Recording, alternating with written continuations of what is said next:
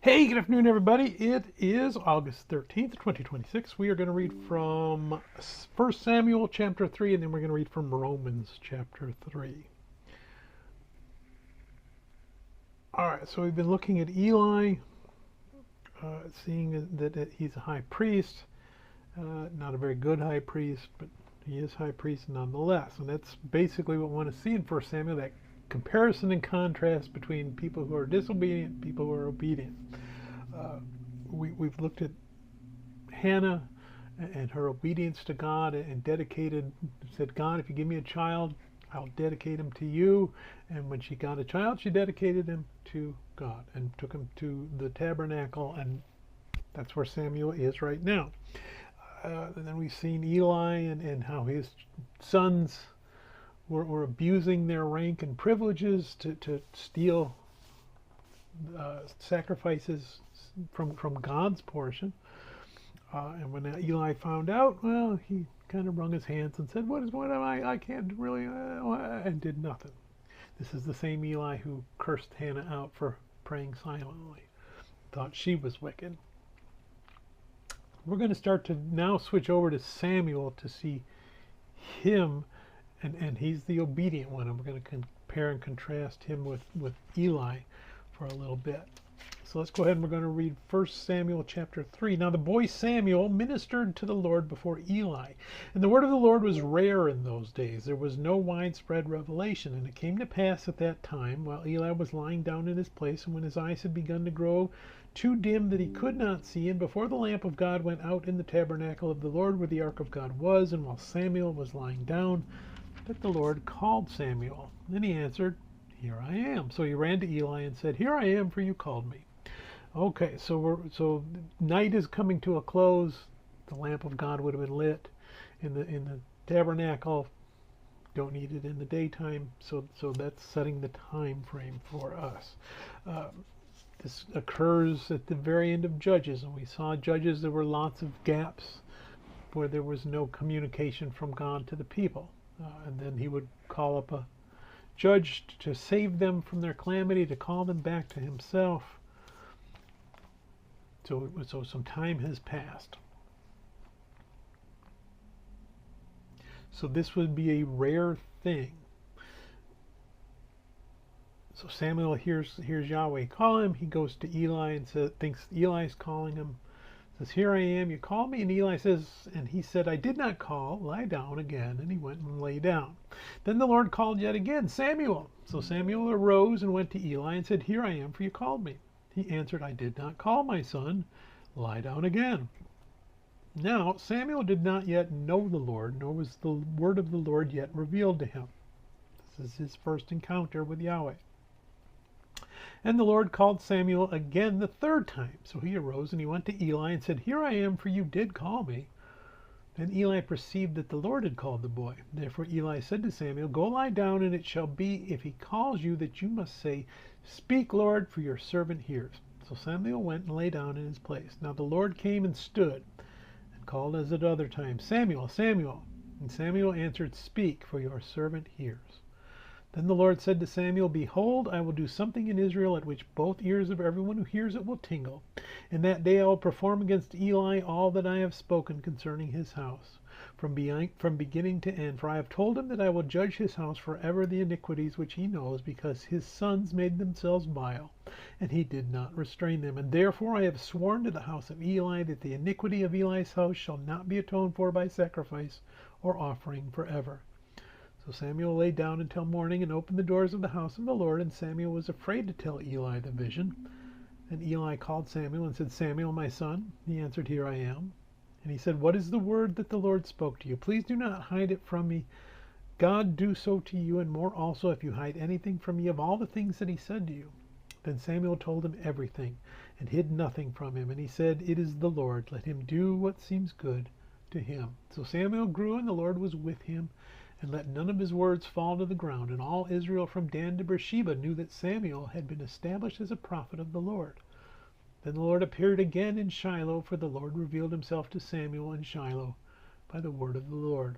And the word of Samuel came to all Israel. So Samuel is now a judge, the last judge that Israel is going to have before the monarchy.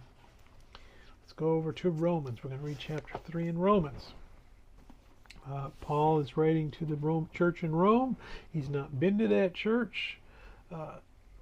There's no necessary problem in the church. He's just trying to make sure, hey, here's the doctrine that we teach.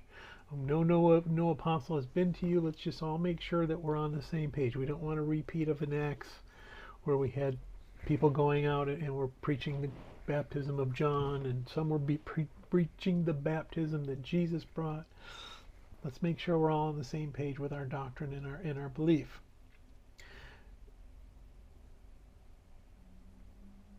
He's been talking about God's judgment and that unbelievers have no excuse for not knowing God.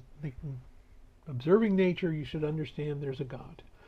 And then he went on to say, okay, and if you're a believer, even more reason that you should be a believer in God, because you have the scriptures, especially the Jews. Gentiles are a law unto themselves, he says.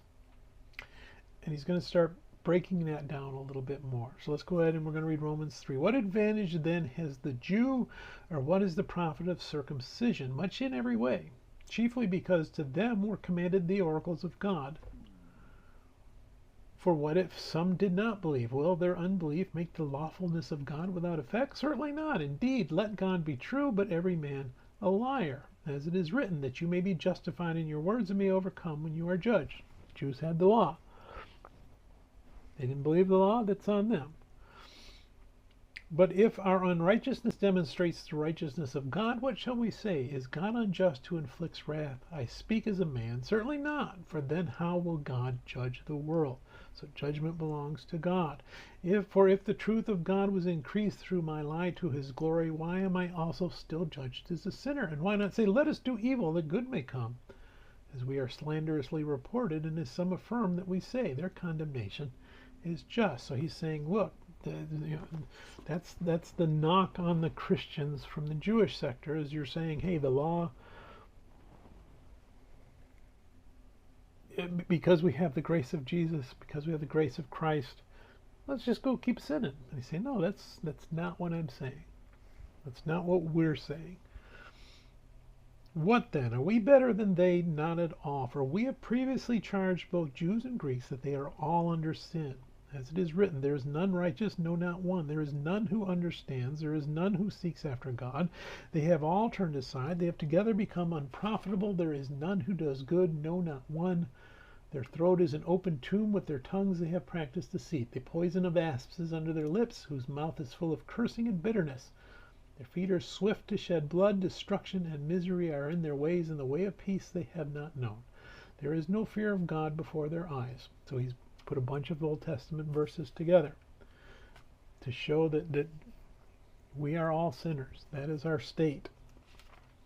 Now we know that whatever the law says, it says to those who are under the law, that every mouth may be stopped and all the world may become guilty before God. Therefore, by the deeds of the law, no flesh will be justified in his sight, for by the law is the knowledge of sin. So that's the law. The law says we are sinners. All of us are sinners. Doesn't matter little or a lot. We are sinners. We are on the wrong side of God's judgment. Verse 21, but now the righteousness of God apart from the law is revealed, being witnessed by the law and the prophets, even the righteousness of God through faith in Jesus Christ, to all and on all who believe. For there is no difference, for all have sinned and fall short of the glory of God, being justified freely by his grace through the redemption that is in Jesus Christ, whom God sent forth as a propitiation by his blood through faith to demonstrate his righteousness, because in his forbearance God had passed over the sins that were previously committed, to demonstrate at the present time his righteousness, that he might be just and the justifier of the one who has faith in Jesus. So the law condemns us, but Jesus redeems us. Propitiation, he takes our place. The punishment we deserve is laid on him, and we're supposed to give our sins to him and lead a new life trying to emulate Christ.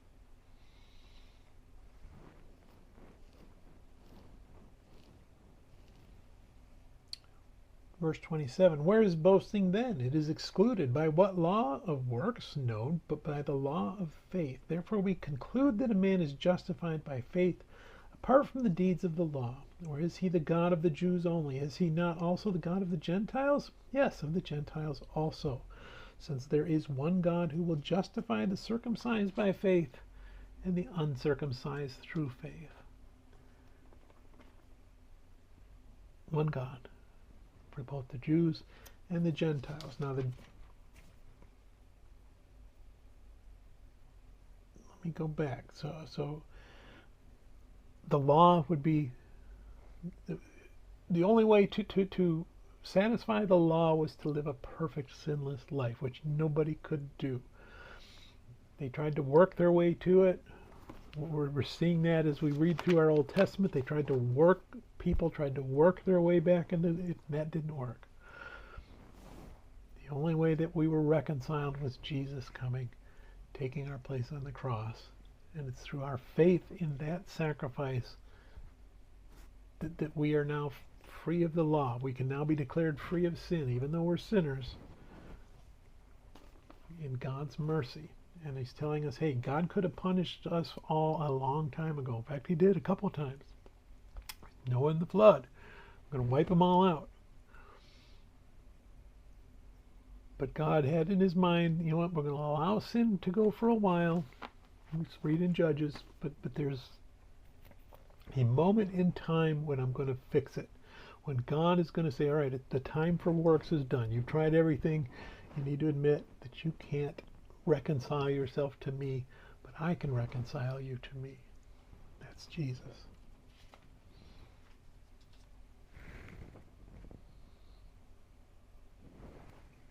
Verse 31, do we then make void the law through faith? Certainly not. On the contrary, we establish the law. The law and the grace work together. The law tells us we're sinners and that we're hopeless and that we deserve eternal punishment. But our faith in Jesus, the grace, is what redeems us and regenerates us and restores us. We'll get into that again tomorrow. Till then, may God bless the reading of his word. May God bless you. Bye.